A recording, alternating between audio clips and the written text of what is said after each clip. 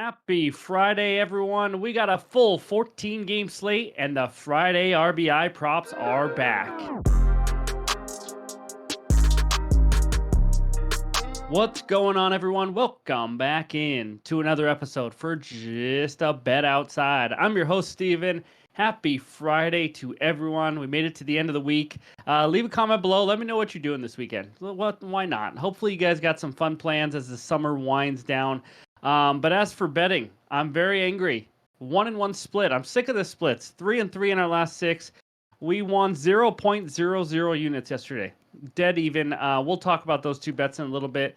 One was sweaty, that's for sure. But today, I already mentioned it. You heard it. I'm going back to some Friday RBI props. It's been too long. Let's have some fun with it. So you'll see me give those out at the end of the video. But we got a 14 game slate. Almost every team is playing. So let's get right into it with the baseball fun fact. Here we go. Juan Marichal, a very good pitcher way back in the day, pitched 244 complete games. Only had 243 wins. That doesn't even make sense. That's insane. Because for the other games he didn't pitch complete games, you'd think he'd be getting a lot of wins too. There must have been a lot of like 2-2, 1-1 type games, but that's just wild to me. But anyways, in this video, we're going to recap yesterday. Hint, it's boring. And then we're going to talk good and bad hitter matchups. And then, of course, the good pitcher strikeout matchups. Go over the entire 14-game pitcher report, give you our best bets, and then, of course, we're going to end it with the Friday RBI props and the hitter parlay ideas, and then we'll show it all in the bets recap. So hit that like button, leave a comment below like you guys have been doing every single day this week. If you're new to the channel, hit that subscribe button. We are so close to 28,000. Just joking. We just hit 27 though. I appreciate you guys. You guys are incredible. This has been a crazy 2 years on the channel. We're excited, and we got NFL right around the corner. So let's get into it, and it starts with the recap. All right, there it is, the 1-1 day, and I don't know what to tell you guys. It's just rough luck on this first one. He gave up 3 hits. If you tell me he gives up 3 hits and walks nobody, I'm going to tell you he's got a chance to go complete game. Nope, 96 pitches after 6 innings. He does not come out for the 7th to get that 1 out that we need. It was just so frustrating watching the game. It was full count after foul ball. It was something that the Nationals do not usually do, but unfortunately just drove up the pitch count enough. One was a drop fly ball, cost him another 6 to 8 pitches, and that could have been the difference. But woulda, coulda, shoulda. Not excuses. It was just one of those frustrating losses. Love the read, plus 120, but we're getting value on some of these losses, by the way, for whatever it's worth. Like we did on Kikuchi, like we did on this one. This one was like minus 120, minus 130, so we got the early value, but early value doesn't equal wins all the time. Second one, Tobias Myers under 17.5 outs recorded. I was out and about, did not get to see the end of the outing, but he ended 1 out short. Thank goodness. Sweaty winner. So we'll take 1-1. Again, 0.00, nothing won, nothing lost. We move on to the much bigger slate on Friday. So now it's time to talk the good and bad hitter matchups. All right, we got 12 matchups for you today, and almost the entire left side is full of Phillies hitters. That's right. Harper, Realmuto, Alec Boehm, and Bryson Stott, along with Schwarber, going up against the lefty, Patrick Corbin, every bettor's best friend. And then Freddie Freeman stuck in there, 7 for 15 off Miles and Miles of Mikolas with 3 home runs. And then over there on the right, as you see, a little less at bats, but still some hitters that are hitting it well. Profar, 4 for 12 off Quantrill. Ty France, the ex-Mariner, 3 for 9. So on and so on. So those are the good hitter matchups. Take a screenshot. And now let's check out the bad hitter matchups, and we have 6 of those for you. Keibert Ruiz, 3 for 17 with 5 Ks against Aaron Nola. And then we have a Philly, 2 Phillies, actually, that haven't hit Patrick Corbin well. Trey Turner, 1 for 10, but only 1 strikeout. Castellanos, 4 Ks versus him. Other than that, Vasquez, Dominic Smith, not exactly guys you're probably running to the window to bet anyways. But that's all I got for the good and bad hitter matchups. And now let's talk some arms. All right, we got 2 good pitcher strikeout matchups for you, and my goodness is number 1, just like the ultimate of all ultimates. Paul Skeens versus the Seattle Mariners. Mariners, 4th highest K percentage versus righties the last 3 weeks, 26.6%. Skeens, 115 Ks in 92 innings. He has 7+ Ks in 12 of 15 starts this year. That's how solid he has been. His home K rate is lower, though, just so you know, whatever that really means. 27.2 compared to 38.5 on the road. I don't know how the third one got in there. Sorry, but it's true. They absolutely disgust me and just got swept by the Tigers. got one hit against Kenta Maeda and that team. One freaking hit. Jeez, and Rice go down to AAA. Anyways, the lefty, Sean Manaea, the next one going up against the Marlins, his old team. Miami, sixth highest K percentage versus lefties the last 3 weeks, almost 29%.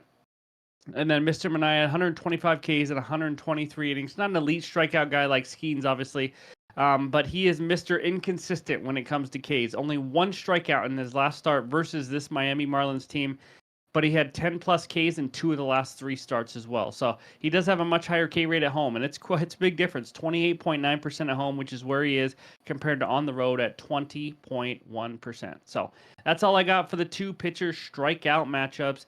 And now let's take a look at the pitcher report. All right, these are the first 7 matchups of the day, with Yariel Rodriguez going up against Kyle Hendricks of the Cubs.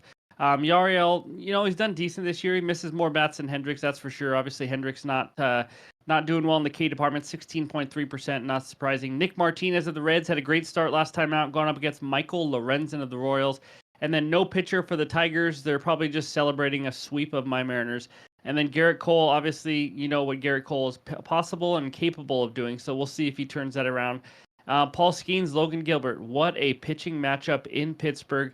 That's going to be incredible. 0-0 probably going into the 28th inning. And then Patrick Corbin against Aaron Nola.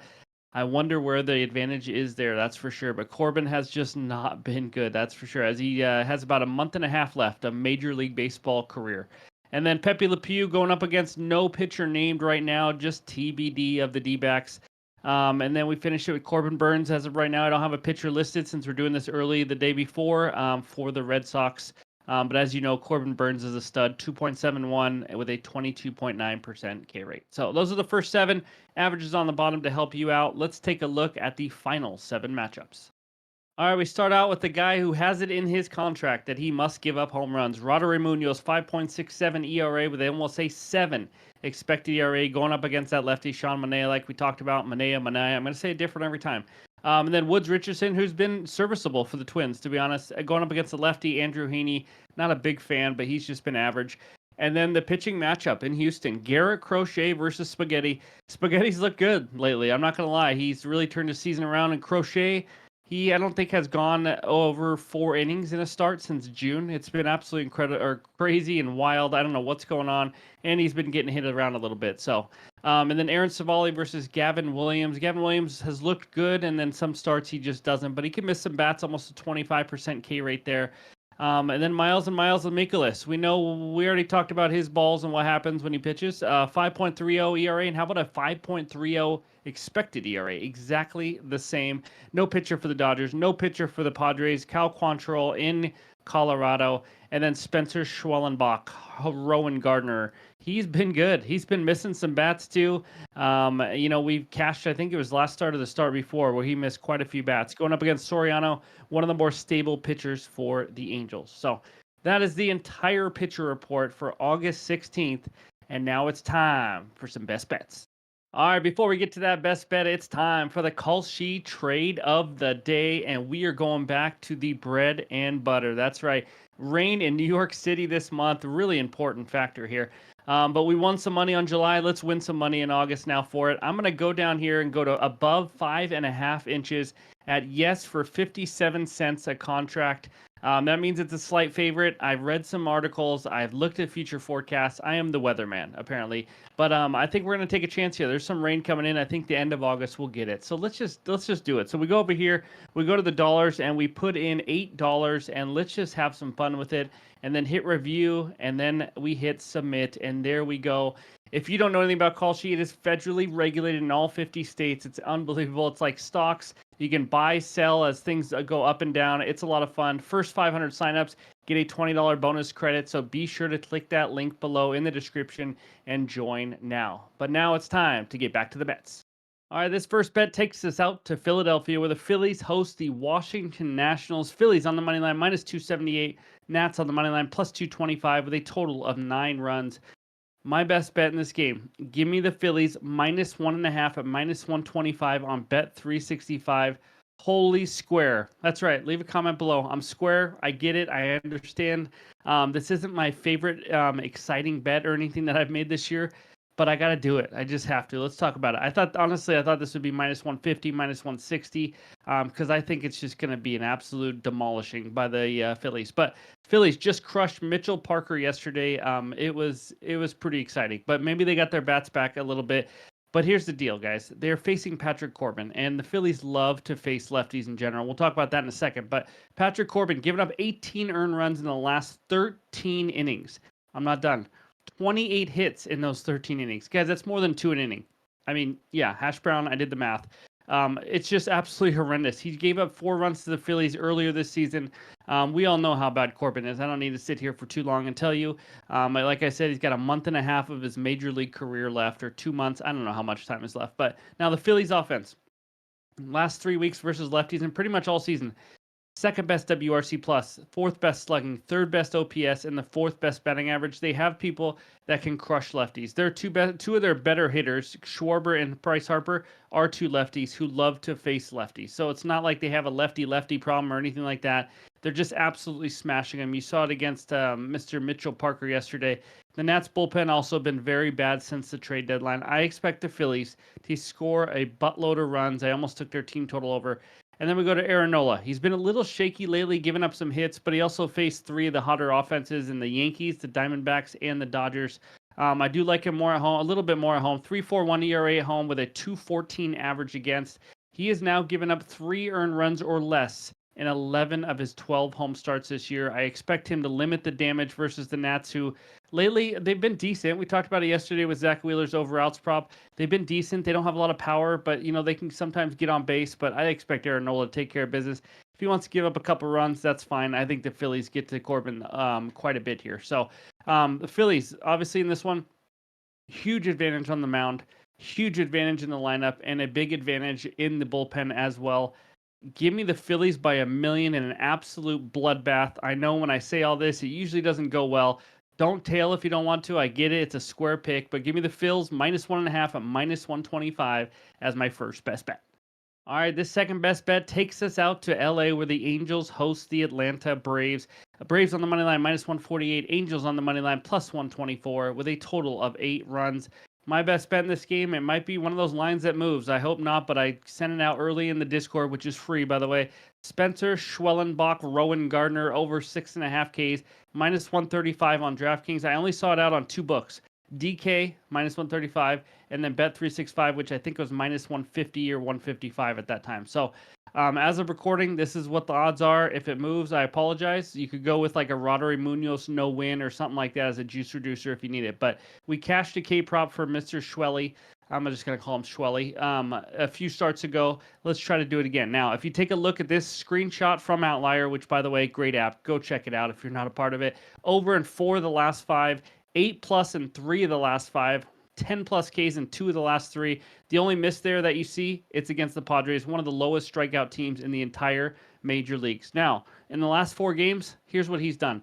21 whiffs at St. Louis, 9 on the splitter, 15 whiffs at the New York Mets, 8 on the slider, 17 whiffs against the Marlins, 6 on the curveball, 5 on the splitter, 17 whiffs at Colorado, 5 on the slider. I'm kind of giving you the main pitch that was missed by a lot.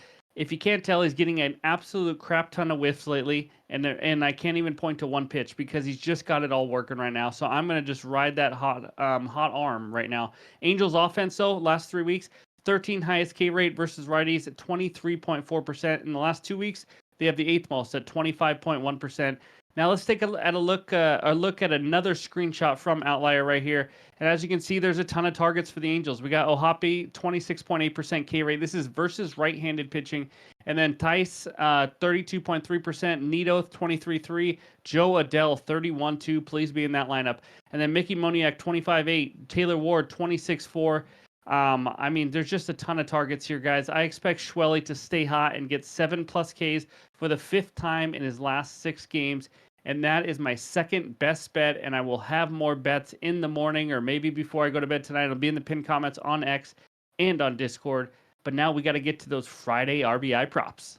All right, I got 3 of these RBI props. It has been a while, so let's get back to it. Let's see if we can get some winners here. So each one of these is going to be a quarter unit. I am not parlaying them. I'm going to repeat, I am not parlaying these. If you guys want to, sure, go for it. But a quarter unit each for these three. So the first one, the lefty Kyle Schwarber. It's kind of take your pick for Philly, honestly. You want to go Alec Boehm, you want to go Bryce Harper. I'm going to go Schwarber, 1+ RBI. 6 for 18 with 2 home runs off of Corbin, like you guys saw. He crushes lefties, hitting 333 off of them. He is a guy, obviously, one swing. It could be the first pitch of that game, and he hits just an absolute solo bomb, and we cash it. 30 RBIs and only 153 ABs versus lefties this season. He has the second most RBIs in the MLB in the last 15 days. Helps when you have 6 bombs, obviously. So, anyways, that's the first one. Second one is my long shot. Lefty Jake McCarthy of the Diamondbacks, plus 255 for a quarter unit. I got to take a chance on him. He leads the MLB in the last 15 days in RBIs. He's the number one guy, 16 ribbies, hitting 409 in the last 15 days. So it's not like a 1 for 5 where he hits a bomb. He's hitting 409. He's facing Pepe Le Pew. He's okay. Nothing scary. Not too worried about him. He's not a guy who's going to just blow you away. And this Rays bullpen's just kind of been hit and miss as well. So I know it's not an absolute dream matchup to be in Tampa Bay against a decent pitcher, but I love this odds, plus 255 as the long shot.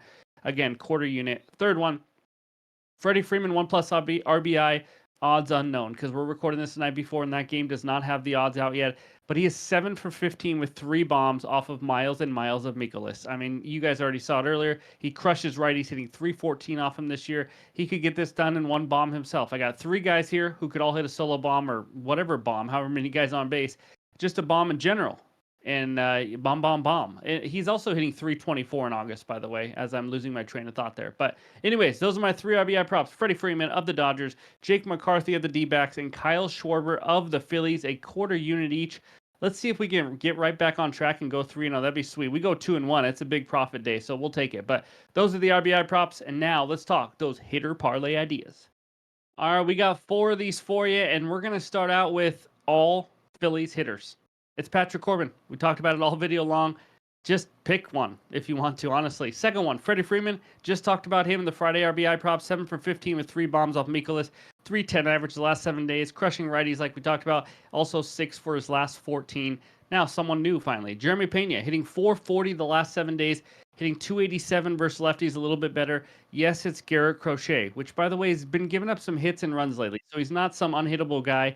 But he's going to be out there for like 3 or 4 innings. That means 5 to 6 innings of the awful White Sox bullpen. I don't care if it's a righty or a lefty coming out of there.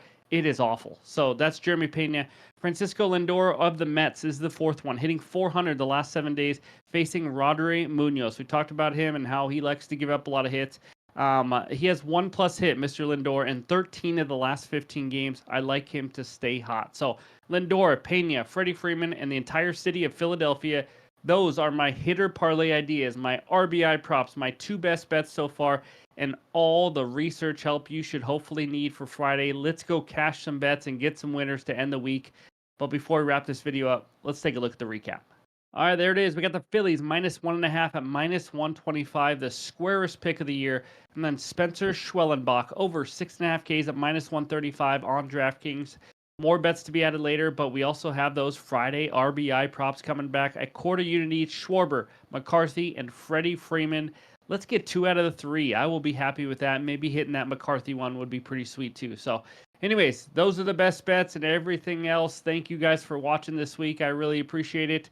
But hope you have a great Friday, a great weekend. Again, any best bets I have over the weekend will be on the community tab on Discord, which is free. That's where they go first, and then also on X. So thanks again. Hope you have a good one. We'll talk to you soon.